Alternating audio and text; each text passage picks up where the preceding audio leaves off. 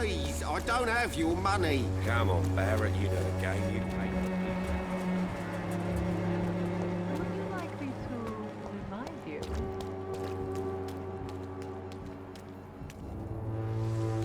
I'm cheap.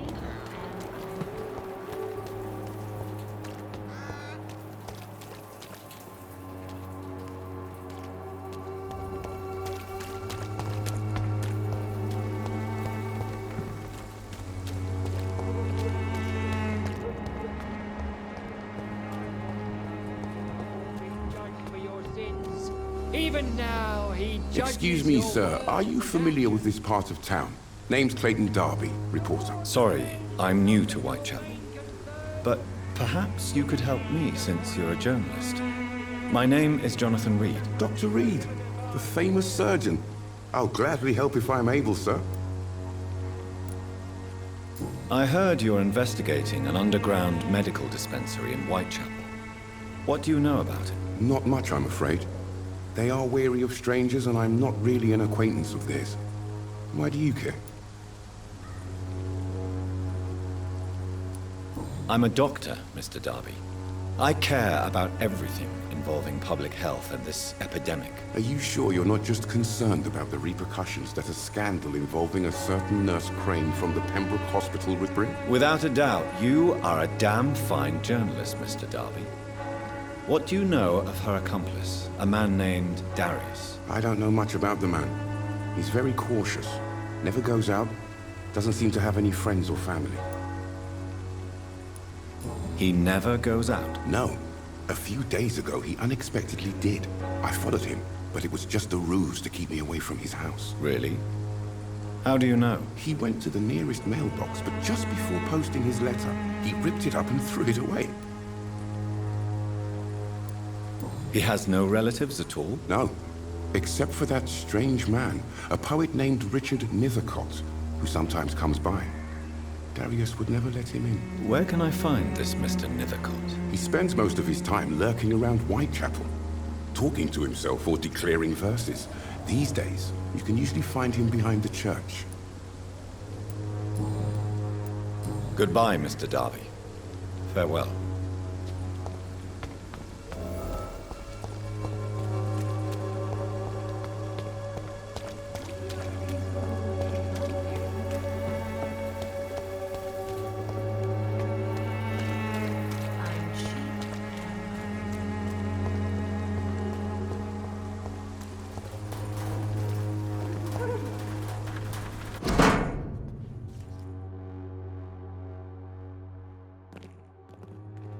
The content of Darius' letter to his children could give me more leverage to enter.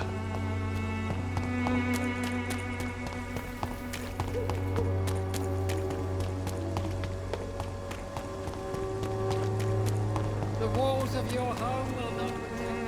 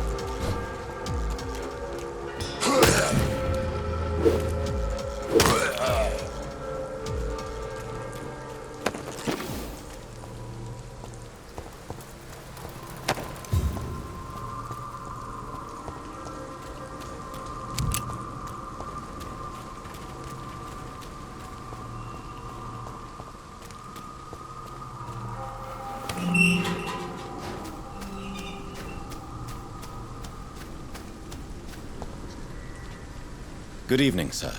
I'm Dr. Reid. I would like to ask you a few questions. Please, be my guest. Although I may not be the best informant regarding this part of town, my words speak about that which the eyes cannot see. Really? Are you an artist of some kind? I'm a poet, sir. Richard Nethercott, at your service.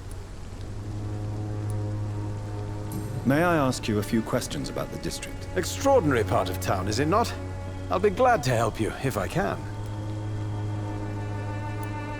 I'm looking for Dorothy Crane, a nurse who lives in this vicinity. Dorothy Crane. Oh, I love the name. The Crane of Whitechapel. Sounds very mysterious. But, sorry, no, never heard of her. What can you tell me about an old man called Darius? Darius Petrescu? Yes, I know him. At first, I thought he was only a small publisher. I invited him to publish my work, but his reaction was pretty clear. Not interested in your talent? Darius is an old political activist who takes delight in printing tracts and lampoons. Those communist activities only require mediocre writing skills.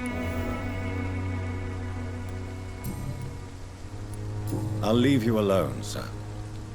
Darius is a bit less of a mystery now. It should not be that difficult to incite him to let me in.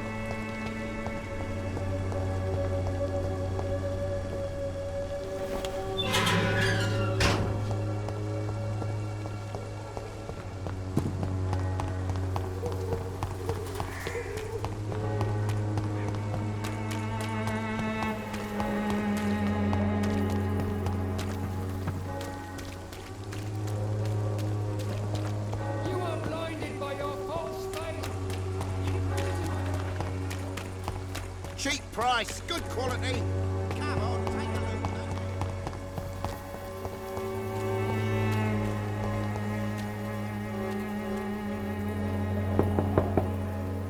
Mr. Petrescu, just 1 minute, please. You again. Go away. Sir, wait. Stop this nonsense. I know Nurse Crane is here. Shall we speak man to man, you and I? All right. Speak up. Don't you see we're on the same side? We fight to help the poor, sick, and abandoned. I'm nothing like you, Mr. Doctor. Yes, you are. You too believe in providing medical care without charge. You know what we have to sacrifice to make the world a better place. I have to admit your words have conviction. All right, I'll let you see Dorothea. Don't make me regret this, though.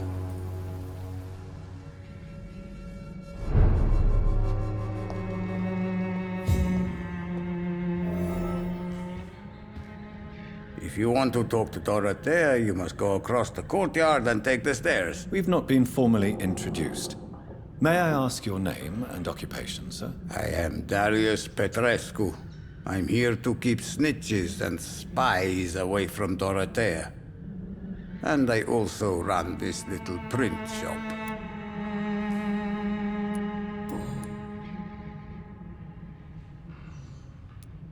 How did you meet Nurse Crane, Darius?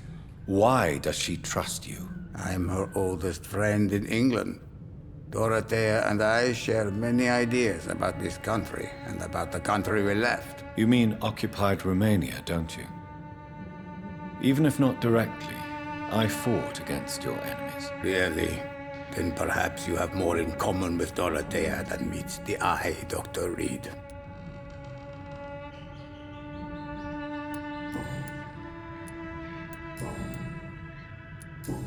Goodbye, Mr. Petrescu.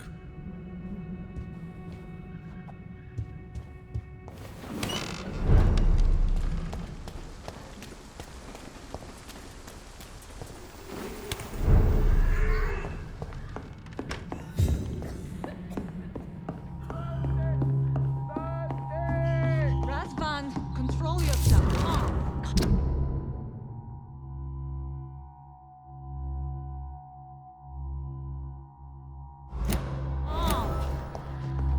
Thirsty, give me a drink!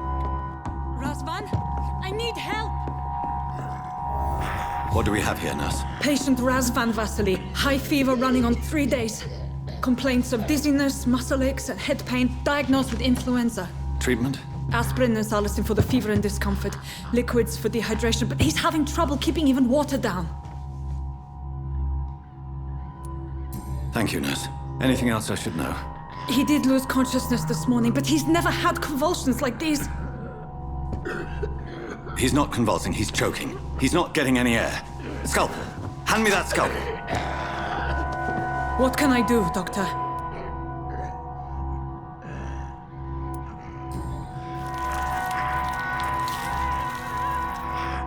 I need to perform a tracheostomy. Short pipe. That rubber tube will do. We're going to cut a passage for air through the neck. Yes, Doctor. He's breathing again, but he's coughing up blood. Internal hemorrhaging. I need to make another incision into the chest cavity to drain the fluids from the lung. Prepare another tube. A thoracostomy? Doctor, we've nothing to fight the infection. We need an aseptic environment. Don't question me, nurse. I need a drain. Now. Yes, Doctor.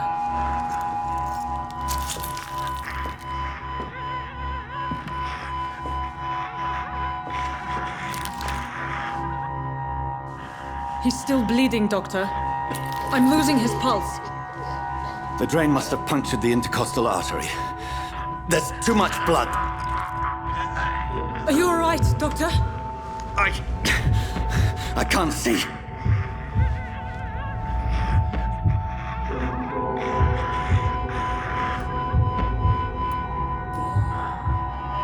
I must first suture the artery.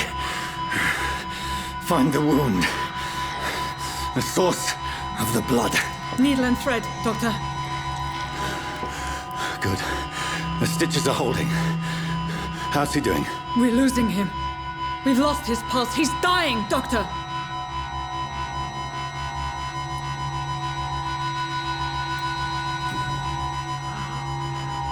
A dose of epinephrine, now. Yes, Doctor.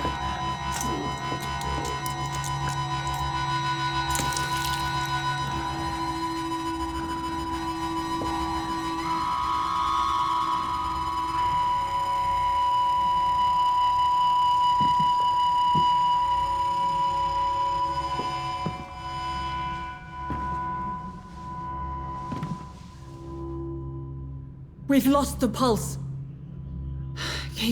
He's gone, Doctor. Nurse, we did everything we could. Yes, I know. You are true to your reputation, Dr. Reid. Dedicated and precise. No one could have done more. This was not an influenza-induced seizure. I've never seen symptoms like these on the continent. Neither have I. But the previous symptoms leading up to this attack were the same, indistinguishable from the epidemic. No. There was something more vile in these reactions. Something primitive. There have been numerous reports of mental breakdowns caused by the fever that accompanies the flu itself, Doctor. Yes, but... I'd best take some samples of the blood for analysis.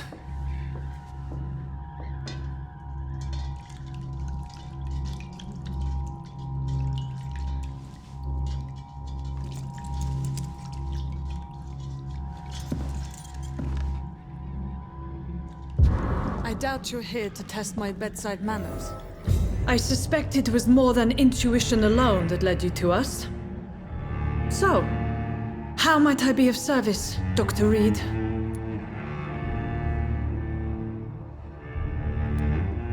I've come to put an end to this insufferable blackmailing, Dorothy. Doctor, you think your warnings scare me?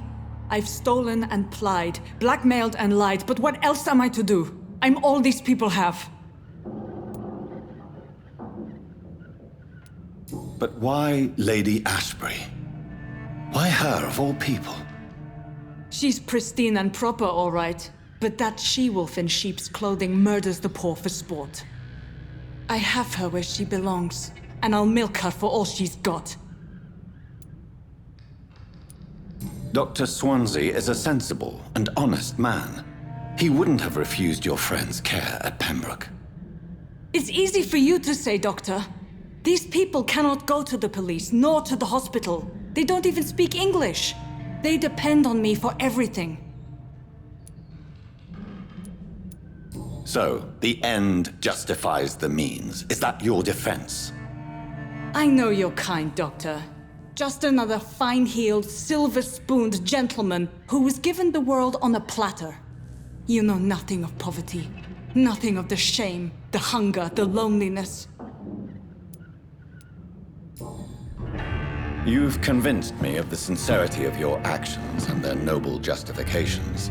But all the same, blackmail is a crime, and it will stop, Nurse Crane. So, are you going to turn me over to the authorities?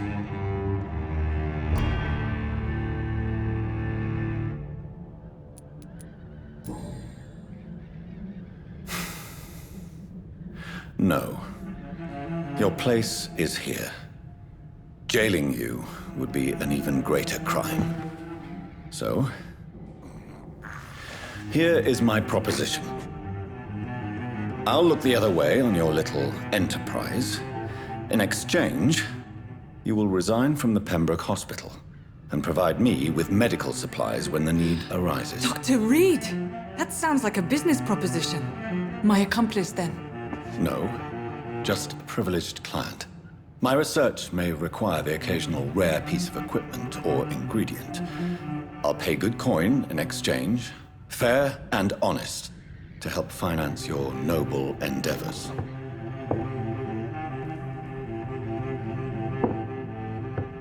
We have ourselves a deal, Doctor.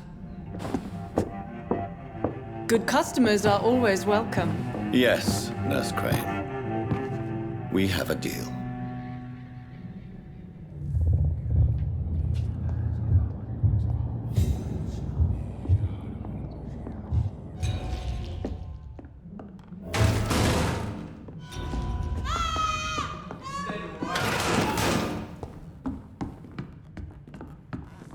Oh, this one stinks already. See that?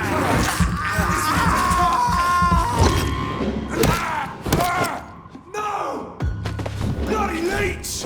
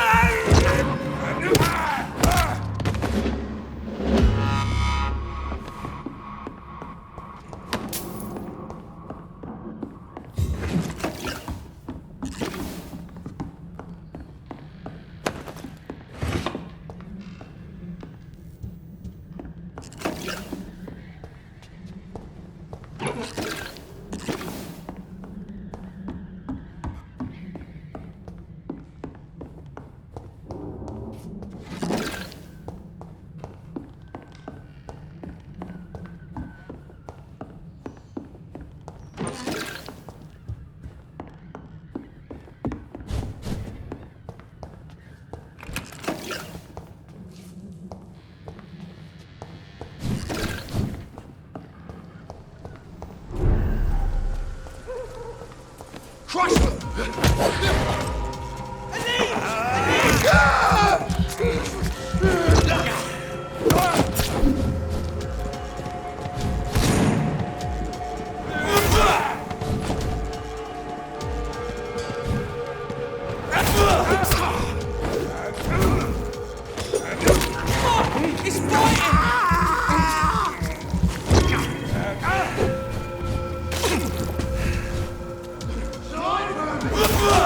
Christ!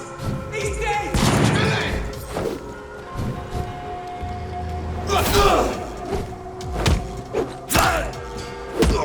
Murdering bastard!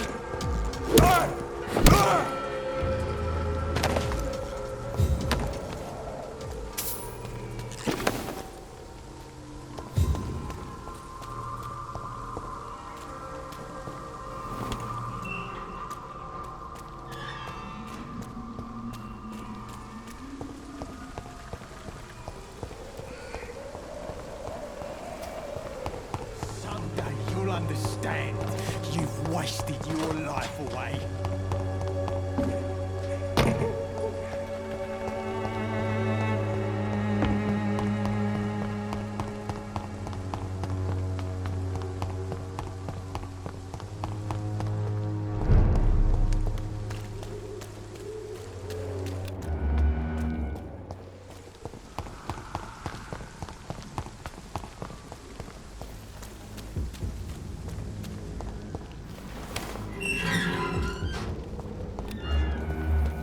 Human blood.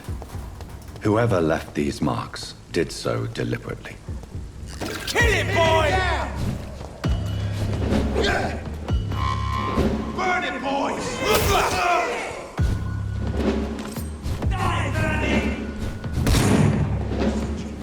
Bloody Christ! Find this boy!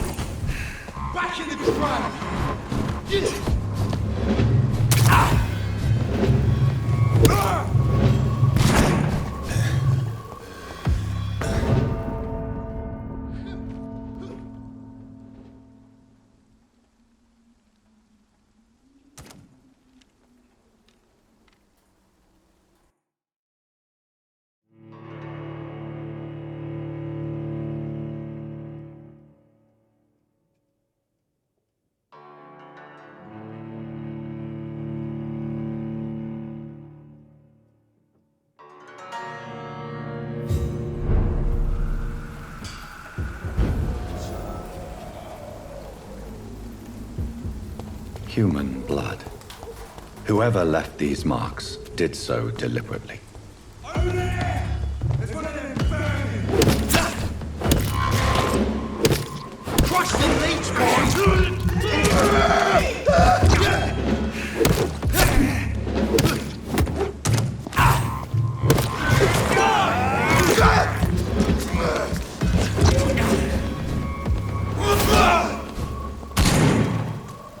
Burn it, boys!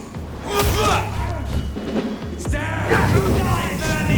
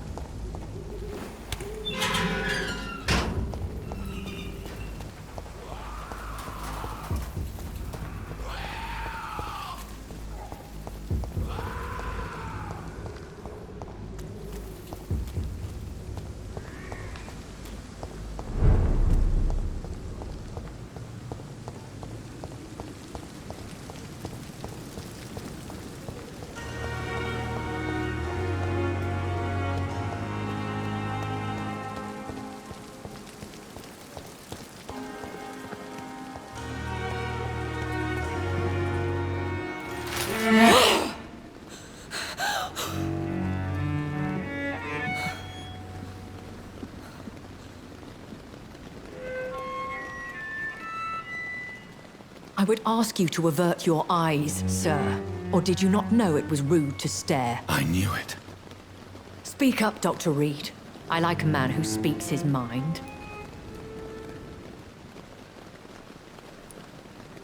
Hiding your true appetites behind a facade of compassion. Bravo. Very clever indeed. Spare me your sarcasm, Jonathan. You are but newly born in this world.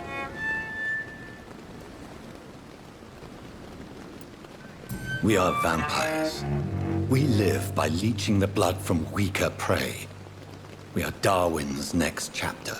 His cynical and perhaps ultimate expression. The situation is somewhat awkward nonetheless. I have not been observed sustaining myself for many decades.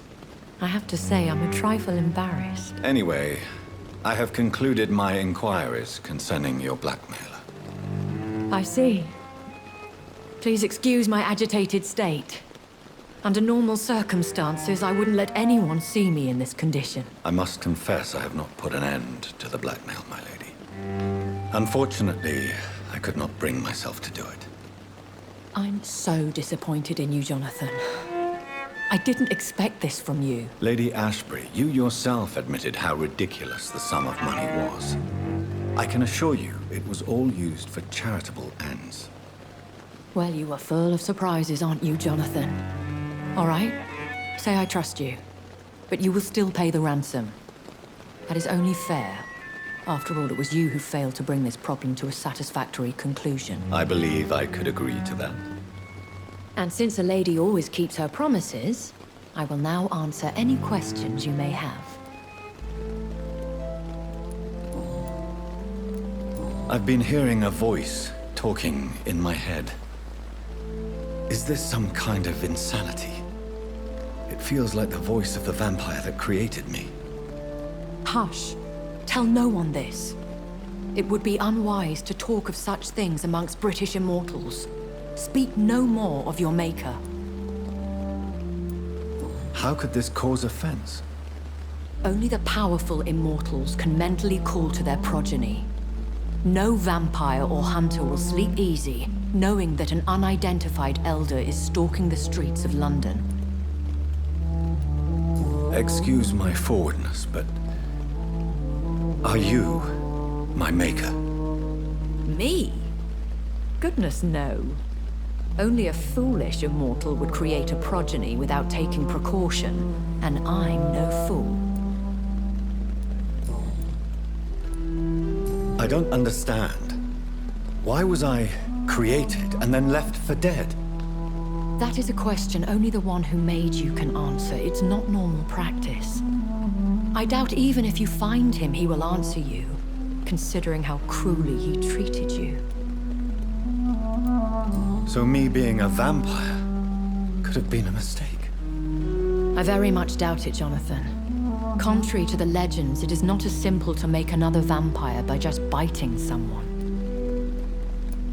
I'd like to avoid creating another vampire by mistake anyway. Tell me, how is it done? The process is dangerous. It could even kill your potential progeny. If you did decide to sire an offspring, they must drink of your blood, Jonathan.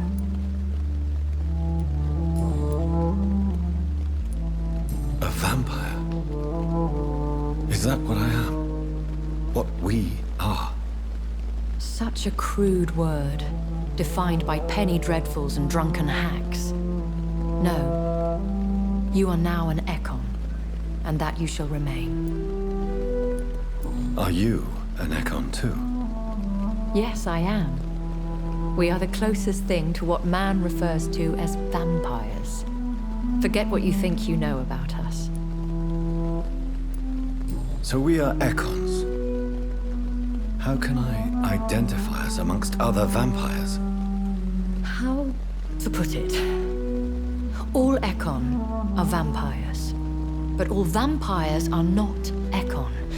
We are but a branch of the immortal tree.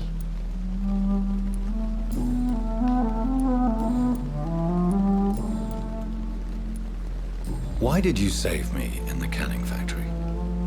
I could hardly stand by and watch such a promising young blood as yourself be torn to shreds by some gutter scowl. William Bishop wasn't the vampire that created me then? No, Jonathan. Whatever their strength and demeanor, scowls are the progeny of careless vampires. It cannot be the other way round. What type of vampire is a skull? Not a true vampire. The deformed offspring of lesser vampires. It is a shame these creatures run wild, slaves to their baser instincts. Why does Dr. Swansea allow you to feed on the patients of the hospital? Dr. Swansea is a good and compassionate man. He is trying to find a solution for our hunger. Until that happens, he is clever enough to understand that I only feed upon the dying. What do you know about this Brotherhood of St. Paul's Stole? The Brotherhood is well known amongst London Vampire Society. As long as our kind is discreet, and as long as they do not interfere, we have come to a mutual understanding. And no one suspected you of the murders? As you well know, suspicion has recently fallen on me of killing for pleasure. But you have my word, Jonathan. I take no pleasure in taking a life. I know this is beyond the pale, but may I inquire your age? Really? And I thought you were gentlemen. If you must know, I'm 27. I've been 27 for a long time now, and 27 I shall remain. Very well. But I believe there is more to this than you are saying. A lady has to have some secrets. And who bestowed upon you this eternal youth? My maker. He left this isle a long time ago.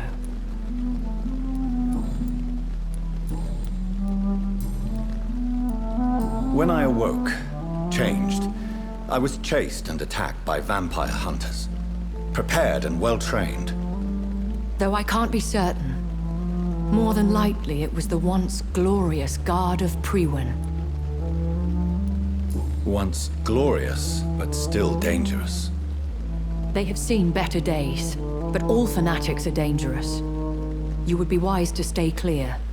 They are sworn to destroy our kind. You make them sound like some sort of cult. More a society.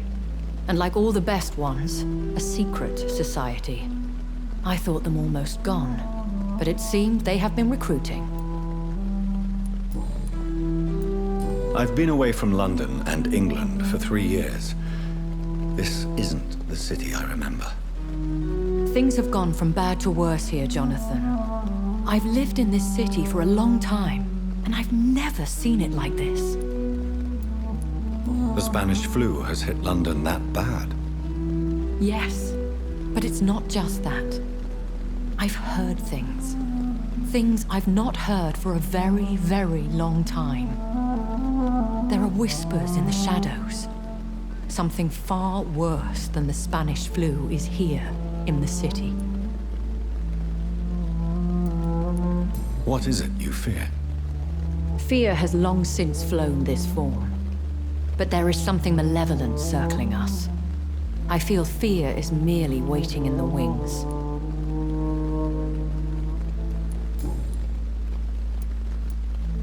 Are there many vampires here in London? Immortals are of a rare breed, and we often tend to hide. But you may occasionally meet some of us at night. Do you know any of them? Have you an idea of the identity of the vampire who attacked me? You mean your maker? No, Jonathan, I have no clue. But I fear he or she is as careless as cruel. To let you discover your new condition by yourself. What do you mean? Every now and then, you may discover an immortal in the deep of the night. But we are a rare and reclusive breed. Our progeny is almost never accidental. Will they all be as affable as you, my lady? I do not see why not. But remember, even the shark smiles before he bites. That sounds like a lesson from experience. Vampire politics are as intricate and sometimes tedious as a game of chess in a gentleman's club. I've learned from experience it is best to decline to play. I bid you farewell. For now, my lady. I must quickly analyze the blood I took from Nurse Crane's patient.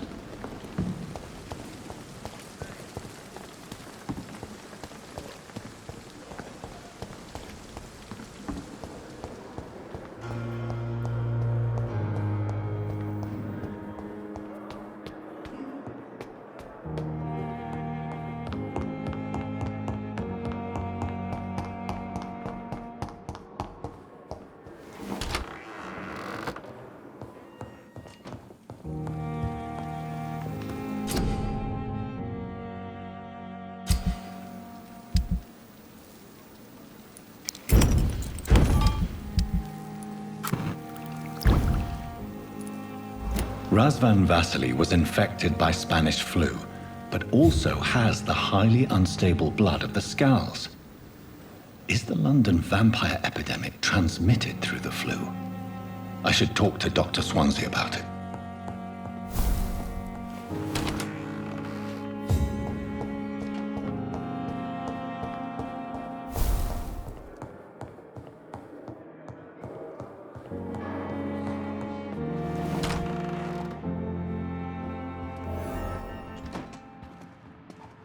Evening, Edgar. Could I get your professional opinion? Please speak, but I have something important to tell you. This strain of flu, it's very different from the one I saw in Europe. It's downright peculiar. Really? What makes you say that? I've just looked at the blood of one of our recently deceased. I see. Do you have anything more to go on? This disease spreads and looks like the Spanish flu, but its effects differ greatly. The London strain is different from the continental one. This is very interesting. Did you find something else?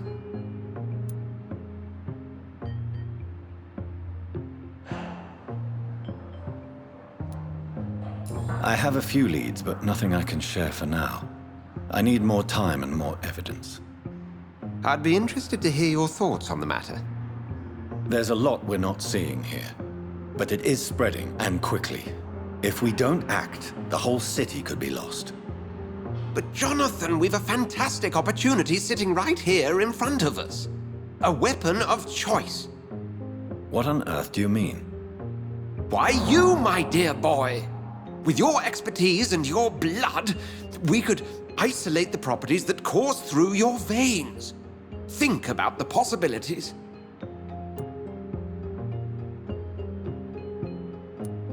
But the risk of infection using vampire blood could compound the situation. I know, but your blood now carries remarkable regenerative properties. With our minds and your blood, there's nothing we couldn't cure. We'll discuss this more later. Thank you for your time. No, thank you, Jonathan. But as I said, I needed to talk to you. I have some rather bad news. Yes? I'm afraid it's your sister. My sister? She's to be buried this evening at Whitechapel Cemetery. Your mother published the obituary this morning. I see. I'm sorry, Jonathan. Please accept my condolences.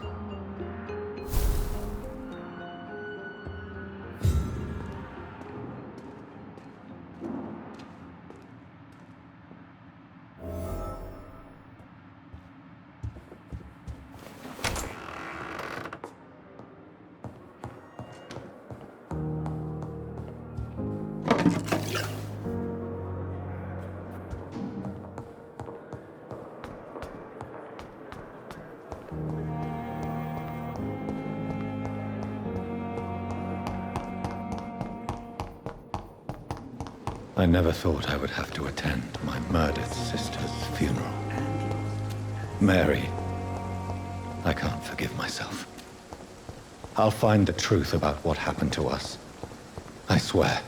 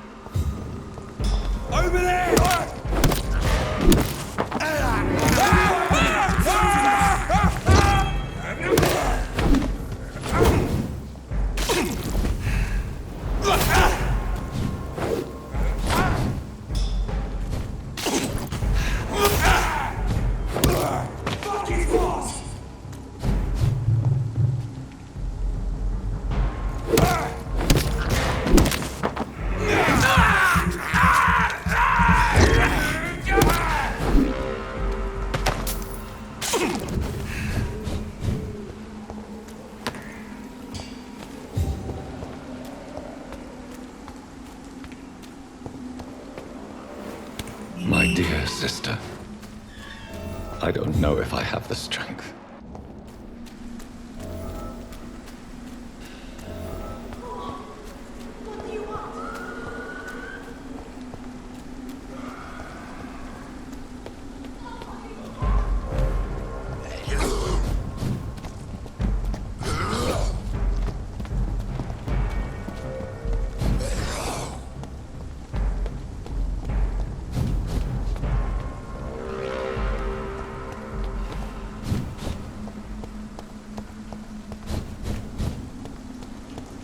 Since I can't reveal myself to my mother now, I must find a discreet spot to attend the ceremony.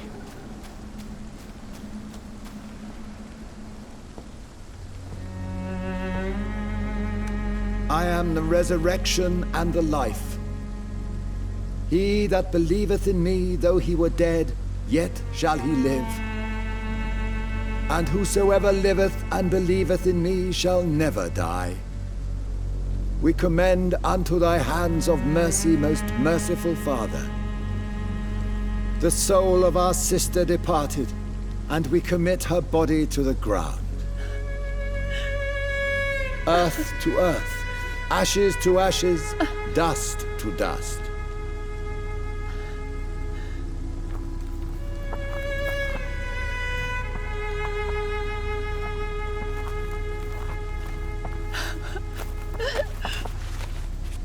Why kill my Mary and stick her here in this cold, god-awful place? These are the legal requirements for the epidemic, madam. Oh, Avery, I feel so tired. Please take me home. Yes, madam.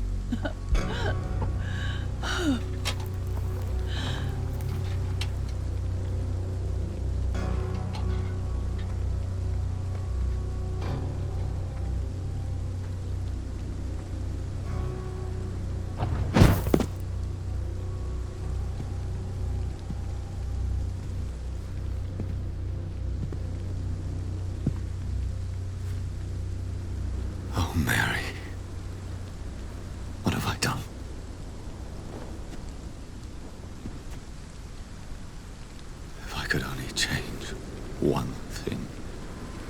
One thing. This is a nightmare. Jonathan, there is nothing you can do but accept it.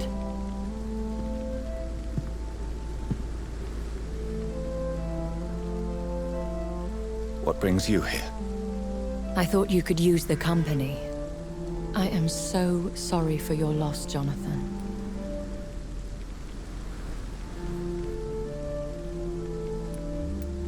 A vampire, crying over the death of a loved one. It sounds like a bad joke. No, Jonathan. She was your sister. And the pain of her death, the hunger that killed her, will stab at you for years. It's important to cry for those you love. She had been scouring the most dangerous parts of London in search of me. And it led to her death. Jonathan, don't. I still hear her last thoughts. They echo in my head. Her mind shattered, and it haunts me. Jonathan, stop. Listen carefully. You must come to terms with this. You must learn to live with what happened.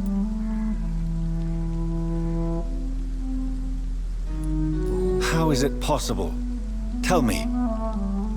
Is it so easy to take a life every night, and then just smile and nod at those you spared? Don't you see? You're doing the work of our enemies, feeding your remorse. We are weakest when we grieve, and the guilt blurs our senses. And so this is why you're here. To warn me. You've felt this pain yourself. You too have endured this. I don't want to lose you, Jonathan. I've lost so many friends. Loved ones I cherished. Pray for Mary's forgiveness, if you must. Thank you, my lady. I will. Good. But be careful. If I found you here, others may too. What should I do then? St. Mary's Church is not far from here. Go there and make your peace. Find the solace you need. My lady wants me to confess. No, Jonathan. It's you who wants to confess, I think.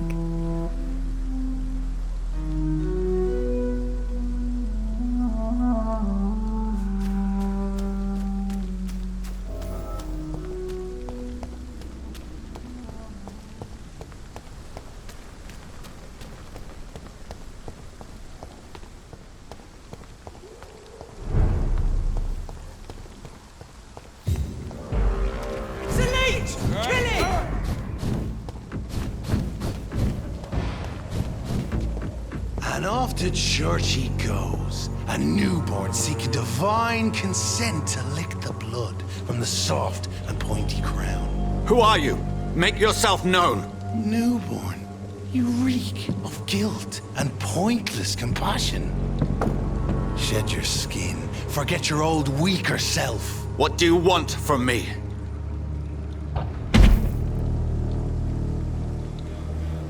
Ascalon does not approve of lone wolves who bring unwanted eyes to our pastures. So your name is Ascalon? Ascalon's will is vampire law. Learn them, abide by them, or I shall return as your judge and jury.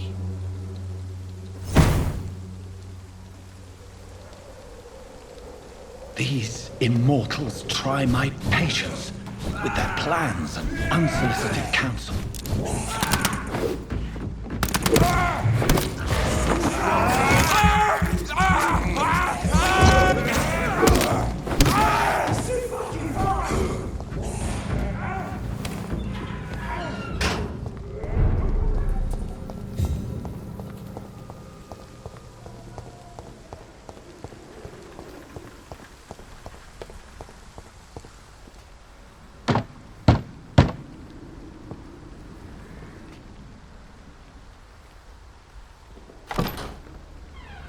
Yes?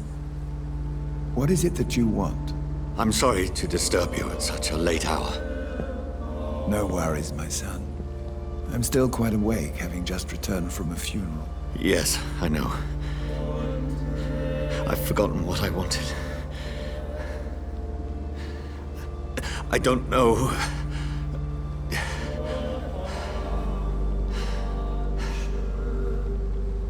May I help you, child? You seem somewhat perturbed. I haven't the strength to cross the threshold. I wish to pray, to cleanse my soul. The church is shut by order of the bishop. But I'm still the vicar of St. Mary's, if that is any use to you, my son.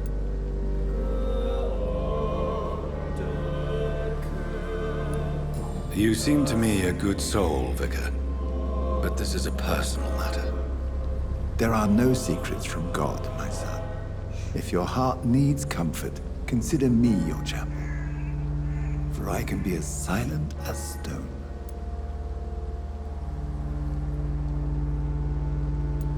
I've words for one departed. They're not for living ears to hear. Your eyes burn with rage, yet I see the pain that lies beyond. I am here to lighten the burden of all God's creatures. Whatever you tell me is between us and the Lord. Very well, priest. As you seem quite adamant.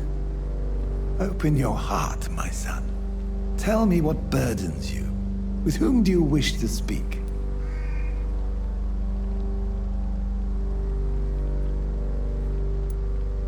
She was my sister. You seem so troubled by the loss of this girl. What happened to her?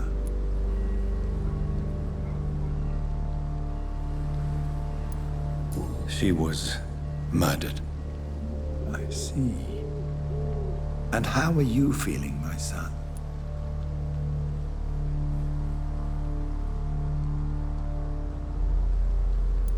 She died because of me. How do you think I feel? I have a final question for you, my son. This is of the utmost importance. Ask your question, Vicar. What words would you like to say to your poor sister?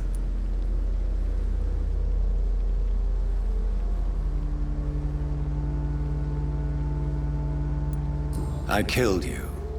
There's no excuse. My dear Mary, forgive me. You have been heard, my son, and your burden will lighten if your words are sincere. Go in peace now, and live your life in the way she would have wanted.